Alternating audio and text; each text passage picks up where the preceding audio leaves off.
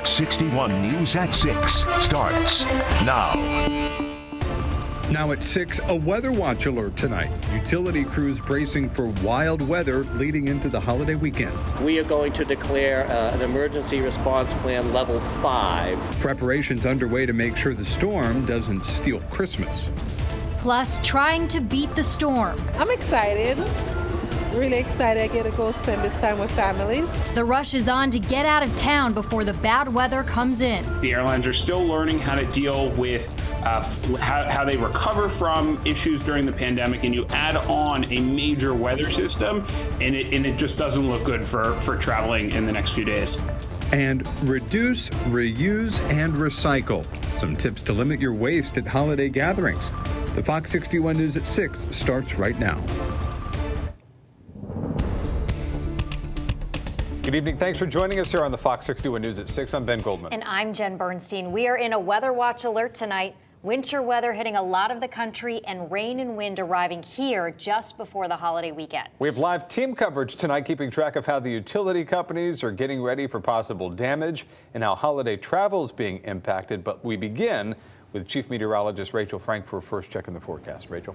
Well, it'll all be getting underway around this time tomorrow. We're thinking between around 3 to 5 o'clock, some rain develops. But the worst of this storm, the worst of the rain and the wind likely going to be late Thursday night after midnight and into around daybreak on Friday, when it will be raining so heavily it will probably be too much for storm drains to handle. 1.5 up to 3 inches of rain, and the winds are going to be an issue too, gusting up between 45 to 55 miles per hour. That's enough for some scattered outages across the state. Could be close to 60 in some spots in southeastern Connecticut, especially right along the Connecticut shoreline, and some moderate coastal flooding that will be an issue centered around high tide that will occur Friday morning. But this was just issued a few hours ago by the National Weather Service, a wind advisory in effect after midnight. So this is Friday night, technically Thursday night, technically Friday morning, all the way into Friday night for those gusts, 45 to 55 miles per hour, and sustained southerly winds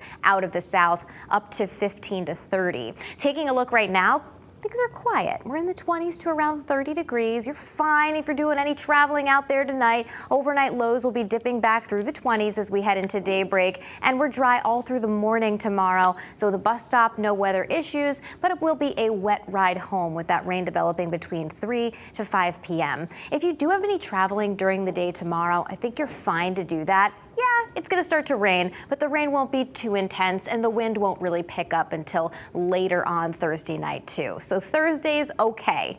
Friday, not so much. We'll take you through it. A nasty storm coming up. See you in a bit, Rachel. Thank you. Connecticut utility companies are preparing for the worst and hoping for the best as a holiday weekend storm bears down on New England. Fox 61's Matt Karen is live in Hartford after really looking into the storm's potential impact on us here in Connecticut. Matt.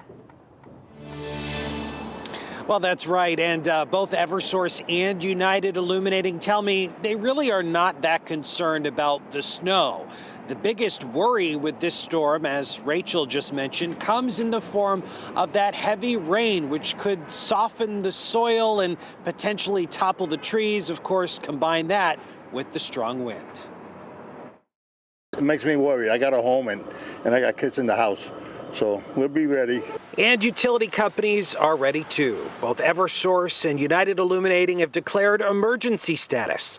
Text messages warning of multi-day outages heading into the holiday weekend. I think I'll have my generator just in case the leg goes out. Utilities are bringing in hundreds of extra crews from out of state and pre-positioning them across its service areas. But we get out early on this event, and we've been able to muster a significant restoration staff. We went as far south and west as Texas and as far north as Canada. Eversource is forecasting up to 125,000 customer outages, while UI prepares for as many as 17,000. We'll almost definitely see limbs come down and probably entire trees. In the wake of poor restoration performance following Tropical Storm Isaias in 2020, the state passed the Take Back Our Grid Act, which will tie a utility's profits to performance-based restoration incentives. The details on exactly how to implement it are still being worked out, but utilities say it won't change the protocol. We always work to respond in the quickest and safest way possible to our customers. regardless of what the sort of regulations might be. UI is reminding you to have your emergency kit ready and to remember the hard work of the line workers who will be spending this holiday weekend away from their families to make sure you can have the lights on to spend time with yours. Our entire workforce is on standby to respond and support power restoration should need be. And a few more reminders for you. If you see a downed power line, never approach it. You have to assume that it is energized and live, and you should report it. We could see sustained winds topping 25 miles an hour and gusts topping 50 miles an hour. So be sure to stay tuned to the Weather Watch team as we continue to track all of these changes. We're live here in Hartford. Matt Karen, Fox 61 News. Everyone just needs to be really careful out there. Matt, thank you very much. Well, this busy holiday travel week is already being impacted by the storm affecting several parts of the United States. Fox 61's Gabby Molina live at Bradley International Airport, though, with more on how things are looking there. Gabby, what are you seeing? Well, Jen, it's pretty quiet here at Bradley right now, but over the last couple of hours, we've definitely seen plenty of people who are looking to travel for the holidays. And if we take a look at the board, we are already seeing some of those impacts that we're talking about. At last check, there was a little over a dozen delays from arrivals and departures, and they're really spread out all over the country. So there's some delays coming from Baltimore, coming from Denver, coming from San Juan. So it's really all over the place. And this is coming at a time when it is already expected to be a very busy couple of travel days. The TSA is expecting tomorrow, the 22nd through the 30th, to be the busiest travel days at U.S. airports, though they are saying that we're not quite back at pre-pandemic levels yet. But of course, the storm is adding a whole lot of uncertainty for all of those travelers. That's why here at Bradley, officials are encouraging people to check in with your airlines as much as possible to try to kind of plan ahead. And a lot of airlines are offering to waive any fees to make changes. We did catch up with one mom who was traveling with her children. She says she was supposed to leave for her trip later this week, but she changed her plans. We were actually supposed to leave on Friday, and then we heard about the big storm, and then last minute we had to cancel our ticket and rechange to come here to leave for tonight. So we're glad we did it. And officials here at Bradley are also suggesting that people get to the airport at least 90 minutes before their flight, and make sure to check your flight status before you leave your house. Just a couple of things to make this very stressful travel time a little bit less stressful. Live at Bradley, Gabby Molina, Fox 61 News. Gabby, thank you. State police are stepping up enforcement for the holiday week. Police reminding drivers to expect traffic delays starting tomorrow. Troopers will be out in full force throughout the week and weekend looking for distracted drivers and those who are driving under the influence. If you're planning to drink alcohol, police encourage you to have a designated driver or use a rideshare company. State police will operate DUI patrols across the state from now through the new year. And Fox 61 has you covered on all weather-related issues coming our way. Download the Fox 61 News app for the latest forecast and minute-by-minute radar. Well, we are following some breaking news right now. A close call for a group of New Haven students this afternoon. Their bus was grazed by a bullet as they were riding home from school. Fox 61's New Haven County Bureau reporter Julia LeBlanc joining us now live from outside the police station. Julia, what can you tell us about this?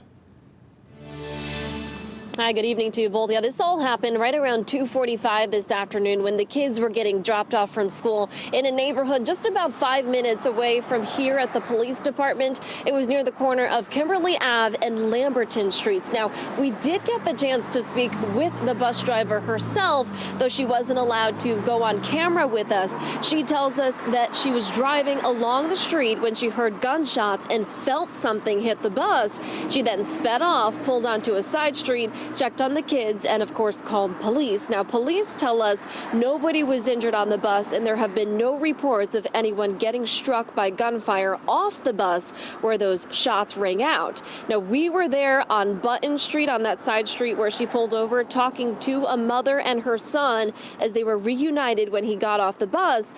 They told me that the boy was sitting right near where the bullet grazed the bus, and he and his mom were just telling me that they are thanking God tonight for for keeping him safe, both clearly shaken up by what had happened. Now, I did get a chance to speak with another mother who tells me that she was also getting her child off of a different bus in the area near Seatown when she heard the shots ring out. She said it was a terrifying moment when she was watching everyone run away and scream, pulling her kid to safety and, of course, getting them in the house. Now, we did reach out to the New Haven Public School District. They tell us that they are just happy to hear that all of those 4 children that were on the bus are safe and sound with their parents tonight. But, of course, a very scary moment for those parents, though it was the best case scenario that nobody was injured. Of course, we will let you know if we learn anything else from the police. We are live here in New Haven tonight. Julia LeBlanc, Fox 61 News. Julia, thank you.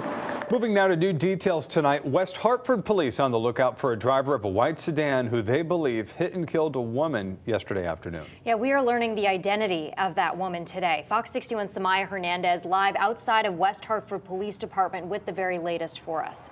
Samaya. Good evening. Yeah, just a few hours ago, West Hartford police did identify that 89-year-old victim, and we're also learning that incidents like this are on the rise across Connecticut. The town of West Hartford previously made traffic improvements at this intersection to calm traffic around a school. But around sunset Tuesday, police say 89-year-old Eugenia Yurovsky was hit and killed near Boulevard and Whiting Lane.